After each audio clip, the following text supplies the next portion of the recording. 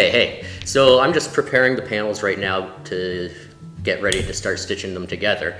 And basically what I'm doing is I'm just taking off the little tabs from the panels. The tabs are created when the panels are machined with a CNC router. So good thing about CNC router is it's precision based. Okay, a CNC is a computer numerical controlled router.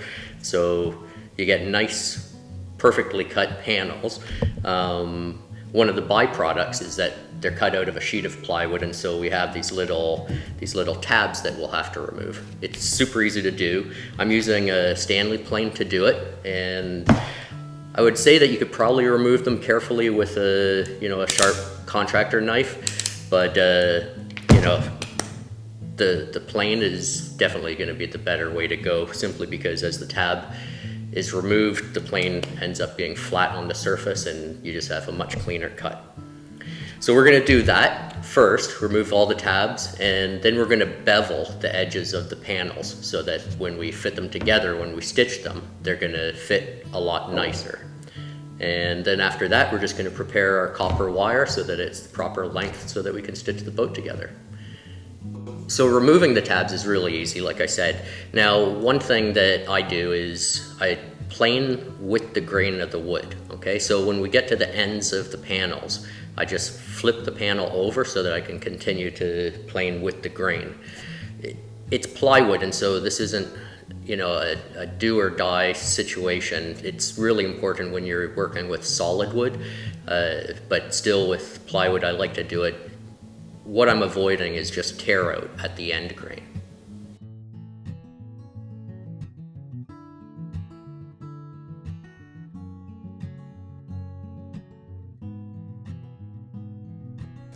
Alright, so I've just taken some time to sharpen up my plane blade. I haven't used the plane that much. I used it to take off some of the excess fiberglass as well as to remove the tabs from the panels, but when I'm using a chisel or a plane, any bladed tool, I'd like to have it nice and sharp. And moving into the next step, I definitely want to have a nice sharp edge to get the best result that I can. So the next step is to add a bevel to the panel so that when we join up, when we stitch the panels together, we have as tight of a seam as we can. Now, I'm sure that it's probably okay if you don't add a bevel, but like I said, we want to have a nice tight seam. When we finish off the boat, that seam will be noticeable the larger it is. So by adding a bevel, it just makes it a nice cleaner look.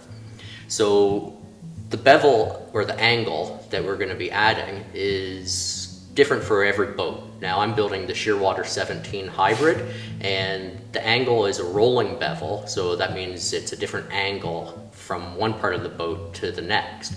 So the angles that I'm going to be dealing with are about a 5-degree angle. It's 5 to 10 degrees is recommended by Chesapeake, up to about a 75-degree angle.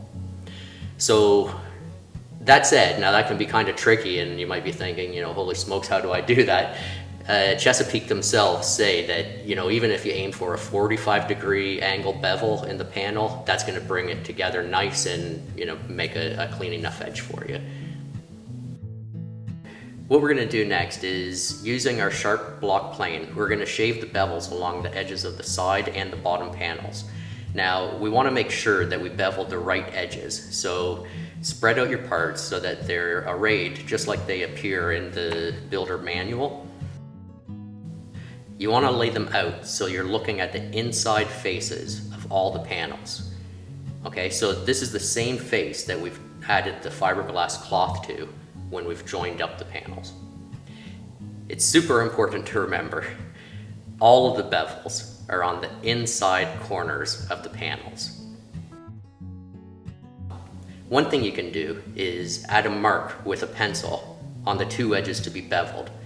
This is a way that you'll be sure that you don't create two lefts or two rights. Now, as we bevel the panels, in general, there's more danger from going overboard with the whole beveling than not getting it right. So, like I said, this is a rolling bevel that ideally in spots has a 5 to 10 degree angle and in other spots has a 75-degree angle. but we can probably just cut a 45-degree bevel along every mating edge, and the boat will look just as good as the next.